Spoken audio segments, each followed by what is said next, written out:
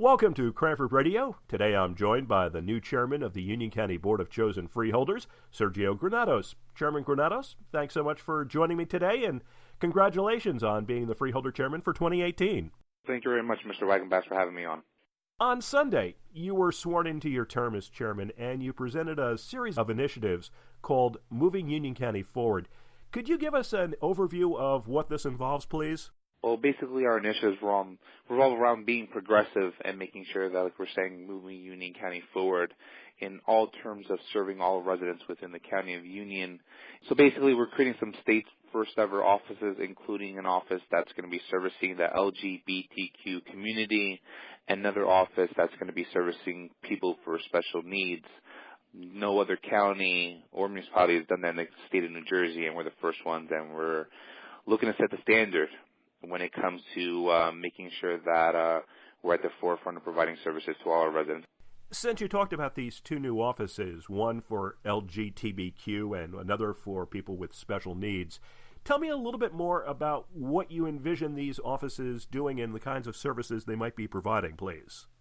So basically, when it comes to the LGBTQ office, already in February, we're going to be setting up a round table with different organizations who work with this segment of the community in making sure that, we get their input also on services that we should be providing to our residents here in Union County and services that they believe that we can partner up together on to get the biggest input from residents, but also making sure that we provide the most amount of services to service this community. And then when it comes to the Office for People with Special Needs, they're going to be working with local agencies also and partnering up with different organizations, including the Linden All-Star Spectrum Organization, the Elizabethport Parent Support Group, and also working in partnership with the Union County Level the Playing Field grant, which is basically going to provide funding through our Open Space Committee to allow every municipality in the County of Union to pick out one playground of their choosing and to make it inclusive. So we'll actually become the first county in the state, and actually probably the first county in the whole entire nation, that has at least one inclusive playground in every single of its municipalities.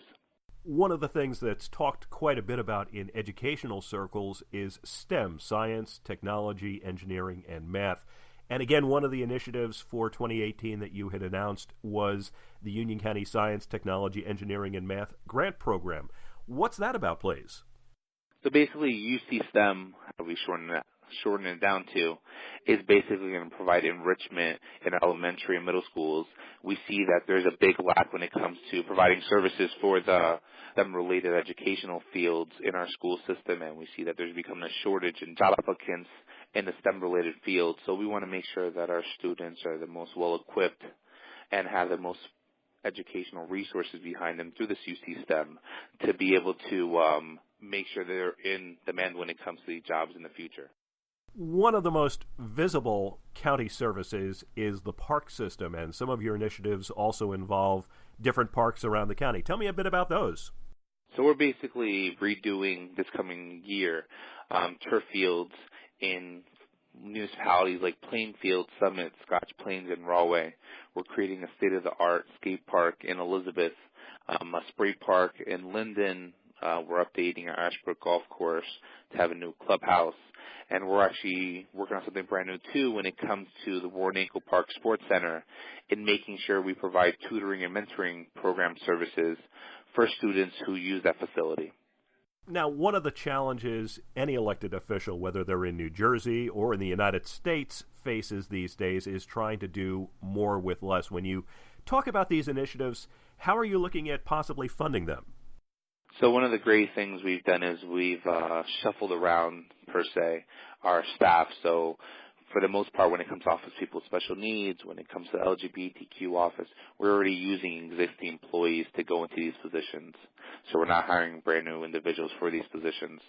We're using already funding that we have already in place within the county to be associated and be tagged along these different divisions and departments.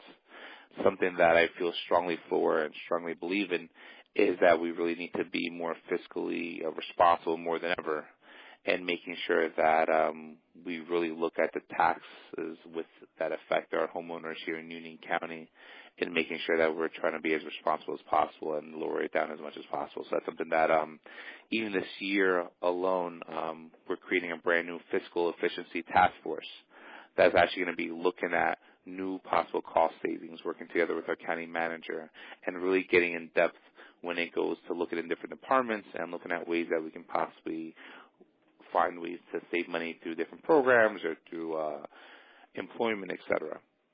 One of the people who was present for the reorganization meeting on Sunday was the governor-elect Phil Murphy. Now, this is going to mark the first time in 8 years that a Democrat has been in the State House in Trenton. Have you had any early discussions with the governor-elect about how the county and the state might work together with the new administration in Trenton? Yes, even that day of the reorg, me and the governor-elect were in conversations over phone calls and text messages in making sure that we build upon a relationship that will benefit the county of Union, in making sure that we both are looking towards a progressive agenda, but both realize that we need to be more fiscally responsible. And that's something that the governor-elect feels strongly about, in making sure that while he plans on providing more services, he's also taking a look at the cost of different programming and taking a look at the state budget. Chairman Granados, thank you so much for joining me today on Cranford Radio. No, thank you for having me.